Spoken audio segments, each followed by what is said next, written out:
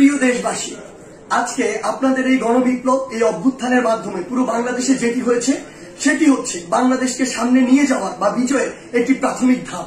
এর কিন্তু আরো অনেকগুলো ধাপ রয়েছে। এটির চূড়ান্ত পর্যায়ে যাওয়ার পূর্ব পর্যন্ত আমাদেরকে প্রত্যেকটি স্টেপ অনেক চিন্তা করে ফেলতে হবে। আপনারা মনে রাখবেন, যারা আজকে পরাজিত হয়ে চলে গিয়েছে তারা কখনো একদিনের মধ্যে পুরো বাংলাদেশ থেকে শেষ হয়ে যাবে না।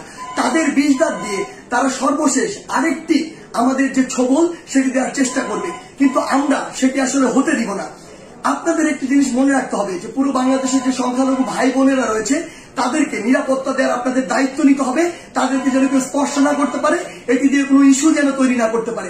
আরেকটি গুরুত্বপূর্ণ বিষয় আপনাদের মনে রাখতে হবে, সেটি হচ্ছে পুরো বাংলাদেশ, এই যে সম্পদগুলো রয়েছে এগুলো কিন্তু আমাদের সম্পদ, জনগণের ট্যাক্সের টাকায় গড়া এই সম্পদগুলো, এগুলো যেন আমরা বিনষ্ট না করি, কোথাও যেন জ্বালাও পুরাও ভাঙচুরে এই বিষয়গুলো আমরা না চালাই।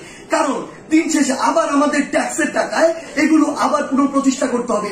বাংলাদেশ অর্থনৈতিকভাবে এখন কিন্তু ভালো অবস্থায় নেই, সেখানে এগুলো আবার গড়ে তুলতে আমাদের অনেক বড় একটি সাফারিং এর মধ্যে দিয়ে যেতে হবে। সেই জায়গায় আপনাদের প্রতি অনুরোধ, আমাদের এই কাজগুলো আমাদেরকে রিপ্রেজেন্ট করে। তাই কেউ কোন একটি কাজ করেছে, অপকর্ম করেছে, বাংলাদেশে পশুর মতো অনেক কাজ করেছে, ফ্যাসিজম করেছে, যা ইচ্ছা তাই করেছে, আমরাও সেটি করতে পারি না।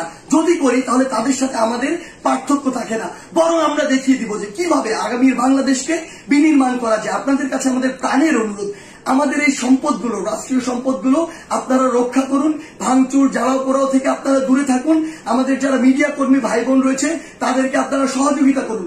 সর্বোপরি আমাদের ওই চূড়ান্ত বিজয়ের পর্যায়ে যাওয়ার পূর্ব পর্যন্ত প্রত্যেকটি স্টেপ ইমোশন দিয়ে নয়, চিন্তা করে ফেলুন। ধন্যবাদ।